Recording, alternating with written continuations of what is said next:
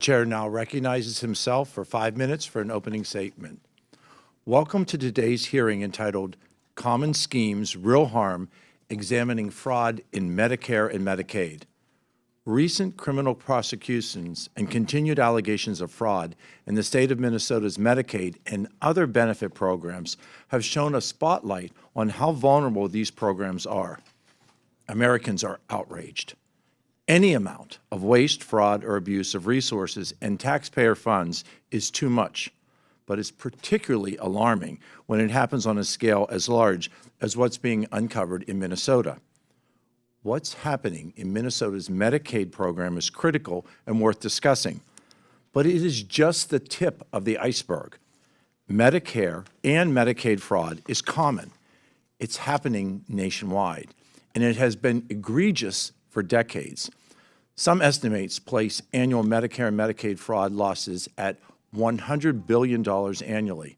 This is only a conservative estimate because fraud can only be accounted for if it's detected.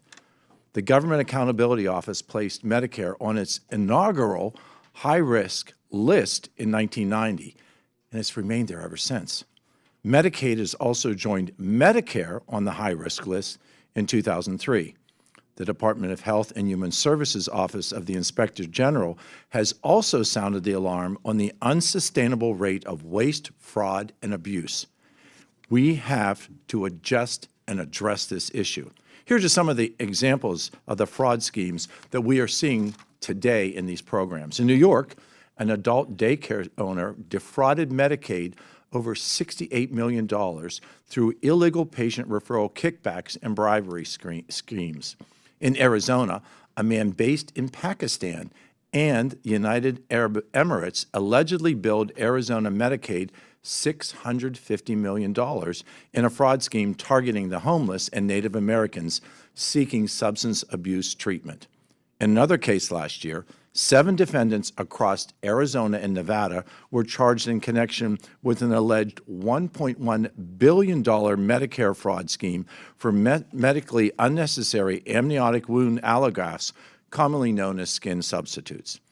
And just a few weeks ago, a Florida laboratory owner pleaded guilty to a $52 million in medically unnecessary genetic tests billed on behalf of Medicare beneficiaries. In all of these cases, patients suffer from unnecessary, inadequate, or a complete lack of medical care. In other cases, patients are unknowingly victims of identity theft or misleading marketing practices perpetrated by these fraudsters. And as highlighted in one of the above examples, nation-states and overseas criminal gangs are also targeting Medicare and Medicaid. Recent medical criminal indictments and convictions show the trend is getting worse and exemplify the scale of the fraud. It has been said that healthcare fraud is becoming easier and more lucrative than the illicit drug trade. Patients will suffer if these healthcare programs cannot continue on responsible fiscal paths. It is our duty in Congress to protect these programs for our most vulnerable Americans.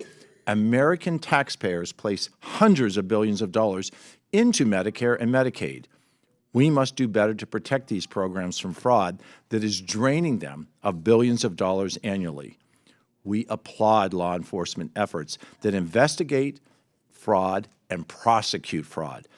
But we can save more money by detecting and preventing fraud before it even occurs, rather than paying and chasing funds after they have already been dispensed to the criminals. The increased focus on this subject from Dr. Oz, the administrator of CMS, has also been an important improvement over the previous administration.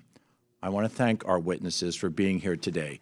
Your knowledge about this important topic will help us understand the challenge of Medicare and Medicaid. As our witnesses will testify today, these are real, legitimate fraud schemes.